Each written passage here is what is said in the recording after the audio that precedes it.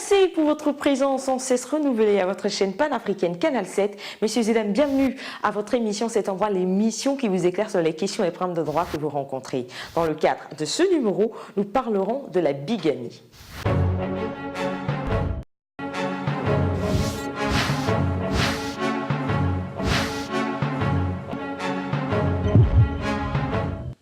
Vous êtes bien installés ? Ok. Écoutez, Monsieur Jean Cobard est un pétrolier à la retraite. Dans les années 83, il avait épousé Ariane sous le statut monogamique. 10 ans plus tard, avec Ariane, il n'a toujours pas l'ombre d'un seul enfant dans le foyer. Jean Cobard rencontre une autre femme avec laquelle il a une relation qui aboutit à une grossesse.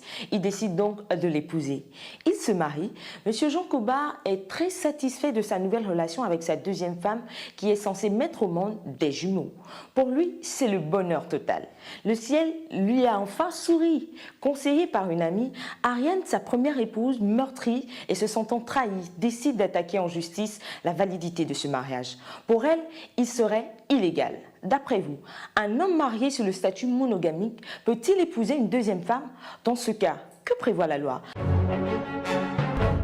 Merci à tous. Avant de lire le droit dans cette affaire, il est important de définir la bigamie. C'est le fait pour une femme ou un homme engagé dans une première union sous le statut monogamique de contracter un second mariage sans dissoudre le premier. Au regard de cette définition, nous sommes bel et bien en face d'un cas de bigamie. Sachez que l'article 213 du Code civil dispose que la femme ne peut contracter un second mariage avant la dissolution du premier. Il en est de même de l'homme qui a opté pour le mariage monogamique sous réserve des dispositions de l'article 178 du présent Code.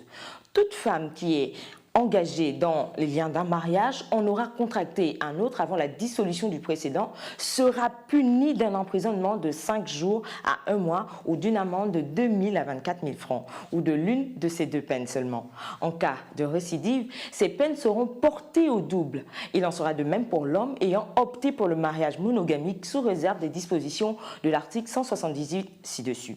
De ce fait, la requête d'Ariane est donc recevable devant la loi. Son époux Jean Cobard a donc commis un délit civil.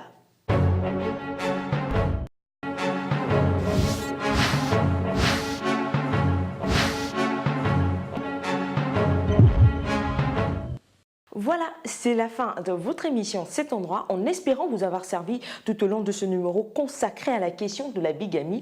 Je ne pourrais vous quitter sans vous rappeler que vous pouvez nous adresser vos propositions de thèmes sur Facebook/Cet endroit. Bonne suite des programmes sur Canal 7, votre chaîne panafricaine. N'oubliez pas que nul n'est censé ignorer la loi. Au revoir.